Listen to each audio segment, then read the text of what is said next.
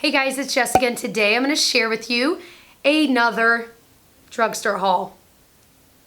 Like, the more I think about it, I'm like, how have you already bought that much more makeup? And I already have, and I've already tried it all out for weeks, so somebody send help, please send help. Okay, so I bought yet another drugstore foundation. I'm on a freaking roll, spending all my money on drugstore foundations, but there's so many good ones out there and so many new ones, so I'm just like dying to try all of them, so I've just gone crazy. But this one's actually been out for a little while. It's the Maybelline Fit Me foundation, but it's the Dewy and Smooth. I've tried the matte and poreless. It was just not for me. I don't really like mattifying foundations on my dry skin. I like this one. It's not my favorite. I think the shade match is actually pretty good. This one's in 120 Classic Ivory. I found that it's kind of a more neutral, bordering on yellow kind of a tone. But I hate the packaging of this. Honestly, even like let me grab it, the Wet n Wild Photo Focus, like this one has this like weird paddle and it kind of was weird, but I would prefer this over just having to dump it out. Or like for me, I'll take it because it's just an opening and like shake it like this and like get it on my finger and use that. But I hate it and it just gets everywhere and I don't care how shallow that sounds. I don't like it. I don't know why they're still packaging things like this. Why not put a pump on it or something? Anyway, and yeah, I know you can buy different pumps for different size bottles. I've done that in the past, but I just realized I'm like, you know, it's not worth spending the extra money. I'll just use the product, but it is stressful regardless. So I do feel like this looks the best with a beauty blender. With a brush, it just kind of brushes all around. With your fingers, it's all right, but a beauty blender does do a pretty good job. I don't think it's super high coverage, but it does have a nice natural finish. I want to use it some more before I really kind of give you my true thoughts, but I'm realizing it's just not, it's not a bad foundation. Like I don't look at my skin and think, ugh, because there are some foundations that I look at my skin 3 hours into work and I think, ooh, that looks terrible. It's not like that. It looks nice on my skin. I just don't think it's like the best at the drugstore.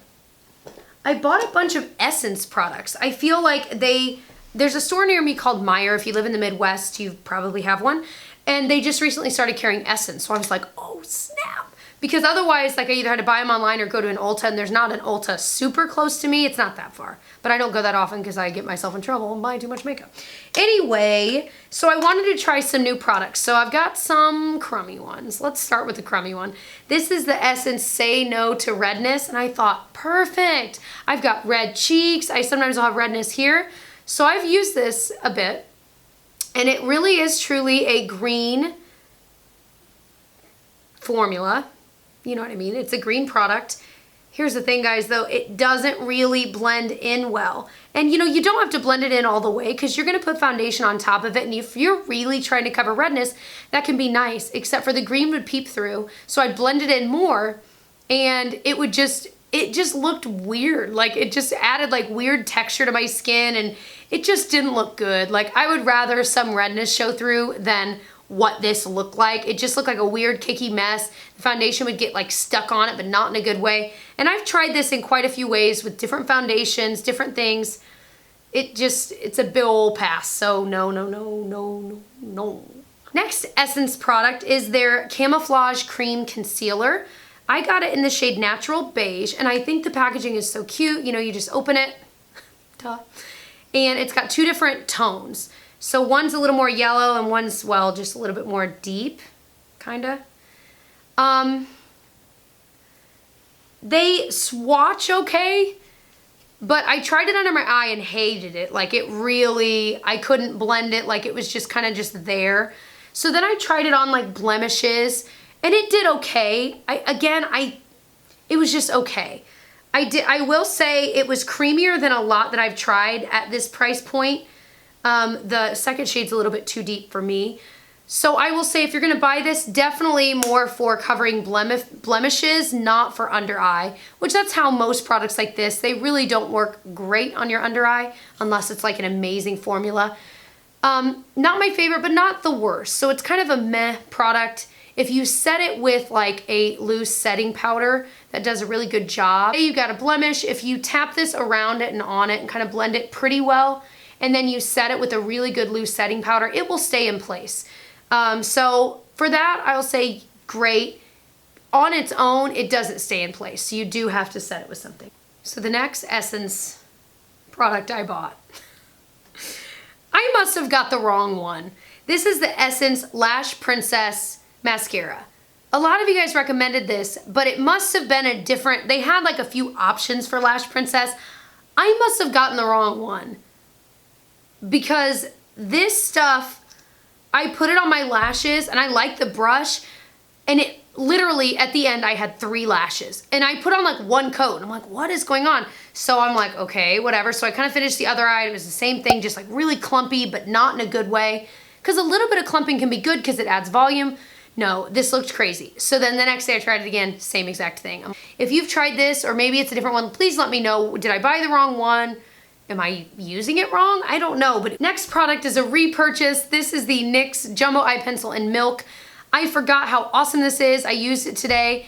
It really does such an amazing job of making your, I mean, it primes your eyelids pretty well, but it just does such a good job of being that white base to make your eyeshadow really stand out. What I've realized is this is what I've been missing in my routine, because I feel like all these colors are just kind of blending together and it never really looks that great. But this has really made a huge difference for me. So I just take it, put it all over my eyelid, blend it in from my brow bone all the way to my lash line, and it just does such a great job. I can't really attest to if it helps prevent creasing. I feel like I remember a lot of people back in the day saying that it didn't do a great job of that. I don't know, because I don't really have that problem.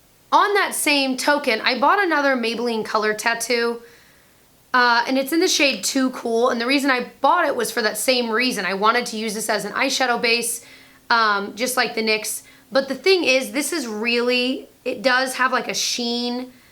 There's like actual glitter in this. And so I used it once all over, like brow bone too, and I was like, oh, this is glittery. So it didn't look bad, but it wasn't really ideal for what I wanted it for. So I mean, you can see it blended really well. It's a pretty color, but I'm not gonna use it for that. So like I might use it just on my lid, but at that point, why not just use the NYX one and do it all over? So the only thing, the formula was fine. The color was pretty, but it's not quite what I don't want to just use it just as a cream eyeshadow. So I don't know how much more use I'm going to get out of this. This was kind of like, should have done my research. Next product, I love this thing.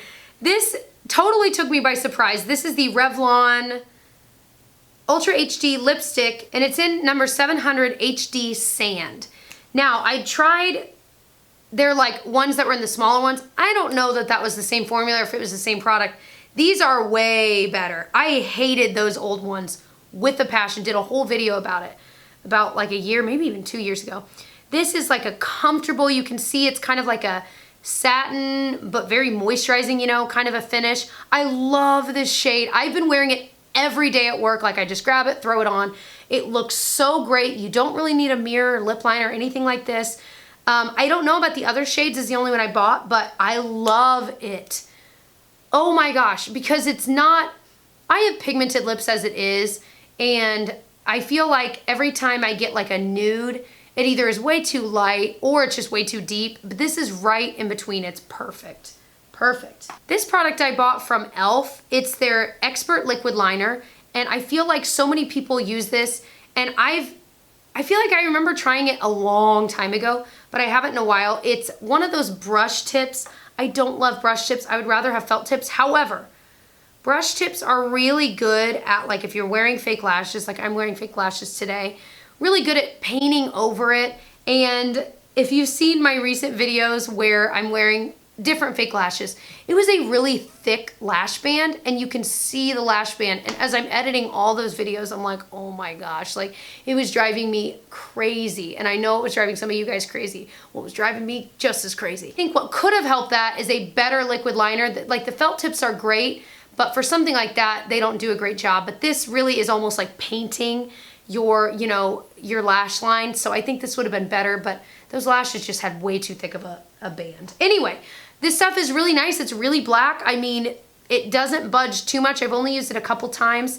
Like I said, it's not my favorite format for every day, but it is really good if you really want, but you've got to practice because you can get it everywhere. Speaking of e.l.f., they actually sent these to me. They send me a lot of things. I don't always show it, but these I wanted to show because they're new and really cool. These are their new e.l.f. like lip tinted oils.